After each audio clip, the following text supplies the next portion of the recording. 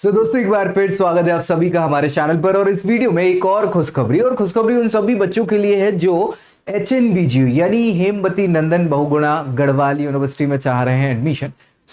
Merit के आधार पे UG और पीजी कोर्सेज के लिए इन्होंने एक बार फिर से एडमिशन के लिए अपना नोटिस जारी कर दिया है। अभी हालांकि हुआ ये था, मैं सच बताऊं तो बात ये थी कि कल इन्होंने ये नोटिस जारी किया था और उसको आज इन्होंने रिवाइज कर दिया है। तो कल मैं चूंकि लेट हो गया था वीडियो बनाने को लेके अपडेट को, तो मुझे लगा था आज बना दूंगा, लेकिन आज जब मैं देख रहा हूं तो वो नोटिफिकेशन तो बचा नहीं है, रिवाइज्ड वाला आ गया है। सो उस पर ही हम पूरी जानकारी डिस्कशन कर लेंगे कि क्या कैसा है, ताकि आपको या आपके जो भी संबंधित दोस्त हैं या फिर जो भी परिवार के रिश्तेदार के बच्चे जितने भी हैं यूजी पीजी वाले, उनको एक बार और मौका ये मिल जाए अगर उन्होंने कहीं एडमिशन के लिए अप्लाई नहीं किया है तो।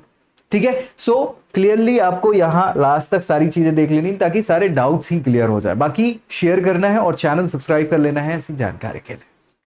ऑफिशियल वेबसाइट तो यही है hnbgu.ac.in। और इस पे जब आप जाओगे तो पहले क्या चल रहा था कि जब एडमिशन की प्रोसेस स्टार्ट हो रही थी तो बहुत स्लो चल रही थी साइट और चीजें, जानकारी वगैरह दिख नहीं रही थी। अभी फिलहाल इनकी प्रॉपर जानकारी जो पॉपअप्स हैं वो सब चल रहे हैं।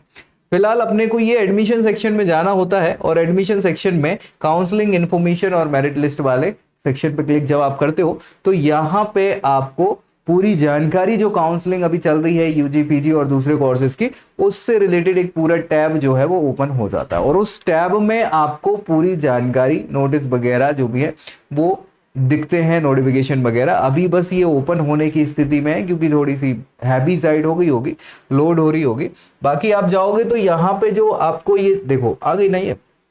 तो अब इसमें आज की तारीख में जब मैं वीडियो बना रहा हूं तो 3-4 अपडेट बल्कि 5 अपडेट आ चुके हैं, जिसमें से पीजी कोर्सेज के लिए ये तो अभी जस्ट मान के चलो कि 2 मिनट पहले ही डली है। 2 मिनट पहले मतलब जस्ट आंखों के सामने ही डली है। लास्ट अभी ये botany admission first merit list आई थी एमएससी की, अभी ये 7th मेरिट लिस्ट आ गई है फर्स्ट सेमेस्टर एमबीए प्रोग्राम की। इसके अलावा merit list MSc biotechnology first sem counselling की लिस्ट यहाँ पे दी है आज। Second spot counselling merit list जो है फॉरेस्ट्री कोर्स के लिए। और इसके नीचे आप देखोगे तो आपको merit list offline counselling for ITP BEd जो इंटीग्रेटेड टीचर्स प्रोग्राम है उसके लिए। एमए का एक ऑप्शन आपको यहाँ पे दिख जाएगा, दिख रहा है। फिर देखो ये 9 तारीख में revised circular updating the status of vacant seat for merit based admission 25-26। ठीक है, अब इसके पहले जो है एक ओपन कल एक और वो था जिसमें पूरी वैकेंट लिस्ट के बारे में यूजी पीजी मेरिट के आधार पर एडमिशन से रिलेटेड पूरा उन्होंने नोटिस जारी किया था। अब वो गायब हो गया यहाँ से, है ना। हालांकि इस वाले में लिखा यही है कि वो उस वाले में जो बाकी की जानकारी थी उसको फॉलो करना है। तो मुझे थोड़ी थोड़ी जो जानकारी है वो मैं आपको उसके रिलेटेड आपको दे दूंगा। फिलहाल इसमें जो जानकारी है उस पर अपन फोकस कर लेते हैं कि क्या कहना ये चाह रहे हैं। एक रिवाइज सर्कुलर इन्होंने भेजा है कि अब जो बची हुई सीटें हैं कौन से प्रोग्राम में किस कैटेगरी के लिए कितनी कितनी सीटें बची, उसके हिसाब से इन्होंने बताया कि वो बच्चे पार्टिसिपेट करने की कोशिश करें, अदरवाइज करने की कोई जरूरत है नहीं। ठीक है, तो मेरिट के आधार पे आपको यहाँ एडमिशन मिलेगा। जैसे ही आप क्लिक करोगे तो ये आपको पीडीएफ एक ओपन हो जाएगी। मुझे लगता है ये क्लियरली आपको दिख रही होगी, बिल्कुल दिख रही है ना। सो इसमें आप देखिए ये दिनांक 7 तारीख वाला जो इन्होंने भेजा था सर्कुलर, उसमें जो जानकारी थी उसको हेमवती नंदन बहुगुणा गढ़वाल विश्वविद्यालय के परिसर में निम्नलिखित कार्यक्रमों में योग्यता आधारित समझ रहे हो, मेरिट बेस जो भी आपकी क्वालिफिकेशन एलिजिबिलिटी क्राइटेरिया फुलफिल अगर आप कर रहे हैं उस हिसाब से, तो इसके आधार पे प्रवेश आपको मिल सकता है रिक्त सीटों पे, जो बची हुई सीटें उनके लिए। ठीक है, सो क्या क्या इन्होंने संशोधित कर दिया, जो रिवाइज कर दिया उसमें क्या संशोधन किया हुआ है इन्होंने बताया है कि कौन कौन से वो प्रोग्राम है, चाहे वो यूजी के हों चाहे पीजी के हों। दूसरी चीज, दूसरी जगह बताई है कि कौन सी श्रेणी के कैटेगरी के कौन सी कैटेगरी की सीट्स बची है, तो वही बच्चे फिर अप्लाई करें, अदरवाइज दूसरे परेशानी ना हो। सो वो सारी जानकारी यहां दी है। देखो भैया सबसे पहले देखो एमएसडब्ल्यू बेसिकली ये मास्टर ऑफ सोशल वर्किंग का एक कोर्स होता है, मास्टर प्रोग्राम है। अगर आप पीजी कोर्स करना चाह रहे हैं तो उसके लिए इन्होंने लिखा है सभी श्रेणियों के अंतर्गत सीट उपलब्ध है। मतलब यहाँ पे अनरिजर्व का बच्चा हो, SC ST EWS OBC PWD, depend करता है, उनकी सीट्स आपको यहाँ पे मिल सकती है। अगर आप किसी भी कैटेगरी से बिलोंग करते हो और ये कोर्स करना चाह रहे हैं तो बिल्कुल आपको फॉर्म फिल कर देना चाहिए। ठीक है, दूसरा आप देखें एमएससी ग्रामीण प्रौद्योगिकी रूरल जो टेक्नोलॉजी है उससे आपको एमएससी का एक ऑप्शन, ये भी पीजी कोर्स है। ठीक है, तो इसमें लिखा है केवल अनारक्षित यानी अनरिजर्व कैटेगरी, अनुसूचित जाति यानी एससी शेड्यूल कास्ट कहलाता है, अन्य पिछड़ा वर्ग यानी ओबीसी और आर्थिक रूप से कमजोर वर्ग यानी ईडब्ल्यूएस कैटेगरी। यानी कि यहां पे बोल सकते हैं कि एसटी कैटेगरी की सीट नहीं है, बाकी तो आपकी उपलब्ध है। फिर आ जाते हैं फार्मा वाले, एम फार्मा है ये, बी फार्मा नहीं है, एम फार्मा यानी मास्टर ऑफ फार्मेसी, और इसके लिए भी इन्होंने बताया कि सभी श्रेणियों के अंतर्गत सीट उपलब्ध है, सारे बच्चे फिल कर सकते हैं। फिर आ जाओ यूजी प्रोग्राम में, तो यूजी प्रोग्राम में बीकॉम वाले जितने बच्चे हैं, बीजीआर जो इनका कैंपस है उसमें बीकॉम कोर्स के लिए सीट खाली है। कौन सी? केवल एससी, एसटी, ओबीसी और ईडब्ल्यूएस, मतलब अनरिजर्व कैटेगरी के लिए सीट नहीं है, बाकी सबके लिए। फिर आते हैं एमएससी रसायन विज्ञान, यानी कि केमिस्ट्री से एमएससी का ऑप्शन है श्रीनगर वाले कैंपस में, जो बिरला परिसर कैंपस है उसमें केवल एसटी, ओबीसी, ईडब्ल्यूएस कैटेगरी की सीट उपलब्ध है।